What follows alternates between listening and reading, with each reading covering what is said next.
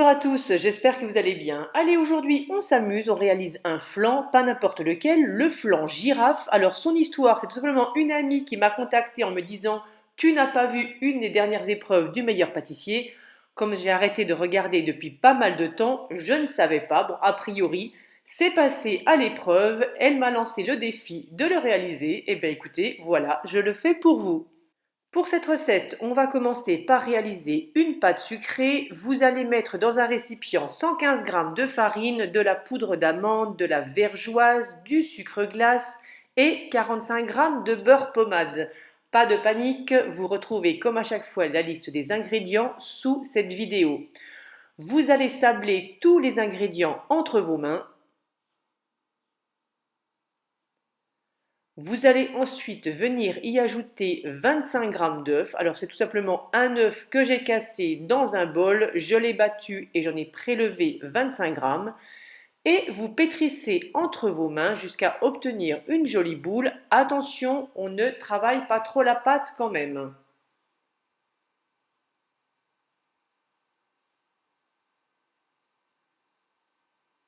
Quand la pâte est homogène, vous allez venir en prélever 80 g auxquels vous allez ajouter 10 g de cacao non sucré et c'est reparti, on pétrit jusqu'à ce que la couleur soit bien homogène. On se lave les mains, on reprend la pâte claire. Alors, à titre d'information, cette recette, je l'ai trouvée sur le blog de Mercotte. Je vous mets naturellement le lien de sa recette sous cette vidéo. Mercotte demandait d'étaler la pâte sur une bande de 63 cm de long. Clairement, je me suis rendu compte que je n'y arriverais pas avec cette quantité de pâte. Les quantités étaient données pour un cercle de 18 cm. J'ai ramené le diamètre à 16 cm et donc j'ai réalisé une bande de 55 cm de long par 9 de large et j'ai eu juste la quantité qu'il me fallait, que ce soit en pâte ou en crème pâtissière. Vous mettez votre bande de pâte blanche au réfrigérateur sur une plaque et cette fois-ci vous allez étaler votre pâte au chocolat.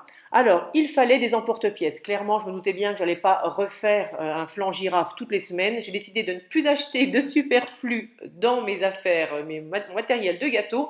Donc, j'ai découpé mes petites taches de girafe en chocolat au couteau. Je les ai déposées sur la pâte blanche que j'ai sortie du réfrigérateur et vous allez comprendre tout de suite. Le jeu consiste à découper la même forme de pâte blanche et de pâte chocolat pour venir les remplacer. Alors, je ne vous cache pas que c'est un peu long, mais comme je dis à chaque fois, on n'a jamais rien sans rien en pâtisserie ou en cuisine.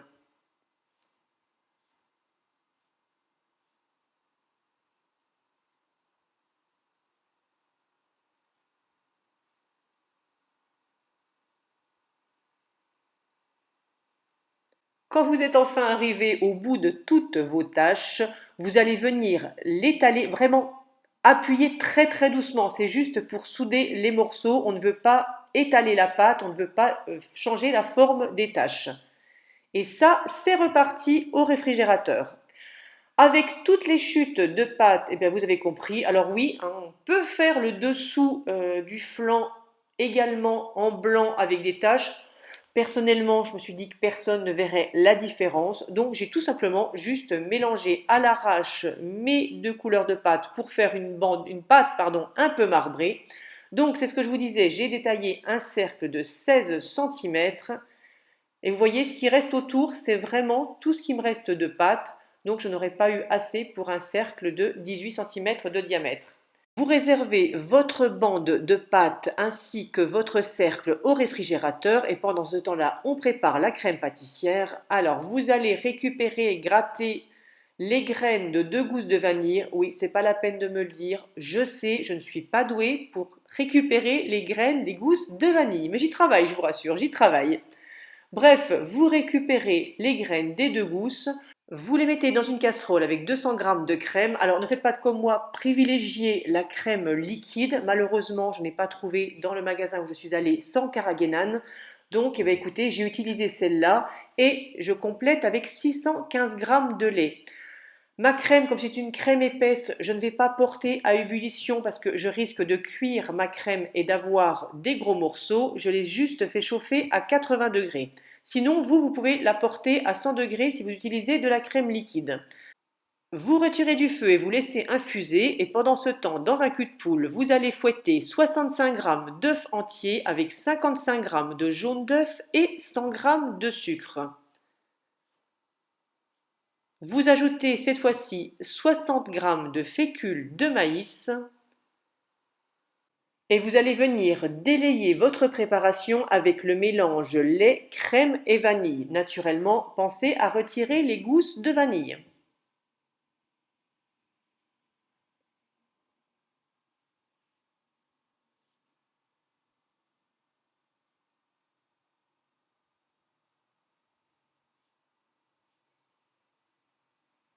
On s'épargne la vaisselle, on reprend la même casserole et à feu doux, sans cesser de remuer, vous allez faire des petits huîtres jusqu'à épaississement.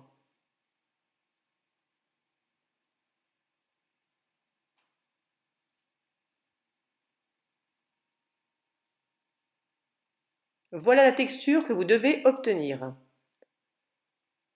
J'ai pesé la préparation car vous allez devoir venir en prélever un quart. La préparation à la vanille qui reste, vous allez venir la filmer au contact pour ne pas qu'il se forme de croûte par-dessus. Et pendant que c'est encore chaud, vous ajoutez 40 g de chocolat, donc dans le quart que vous avez prélevé. Vous débarrassez ça dans une poche à douille et vous réservez au réfrigérateur. On récupère notre pâte girafe au réfrigérateur, on la coupe en deux et donc cette fois-ci on va obtenir deux bandes de 55 cm de long par 4,5 cm de haut et on va venir chemiser notre moule donc de 16 cm de diamètre avec ces deux bandes de pâte.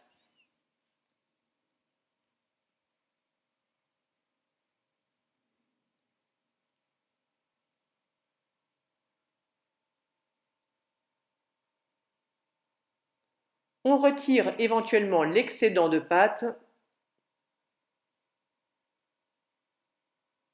Voilà ce que vous devez obtenir. On dépose le fond de la pâte dans le cercle, n'hésitez pas à bien souder les bords. Et il ne reste maintenant plus qu'à remplir. Alors vous détendez votre crème à la vanille, vous en mettez un peu dans le fond.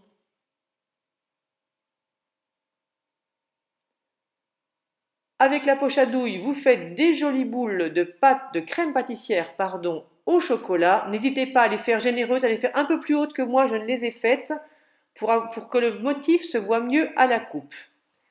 Et je vous laisse visionner la suite de la vidéo pour le remplissage.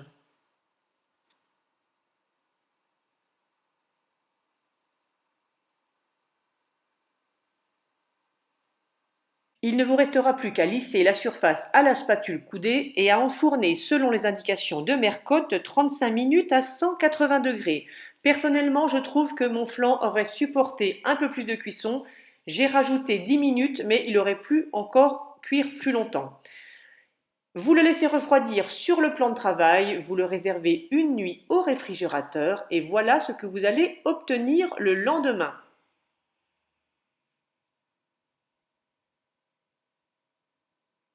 Bon, j'étais contente du résultat, pas assez satisfaite de la cuisson de ma pâte et surtout, c'est pour ça que je vous disais, n'hésitez pas à faire des taches de chocolat beaucoup plus hautes que les miennes, même si c'était mieux de l'autre côté. Mais bon, allez, on apprend de ses erreurs et j'espère que les miennes vous aideront à progresser.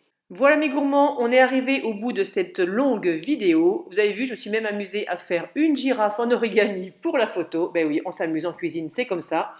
Je vous remercie d'avoir partagé ce moment de pâtisserie avec moi. Je vous dis à très vite pour une prochaine gourmandise et en attendant, comme à chaque fois, je vous fais de gros bisous sucrés à tous.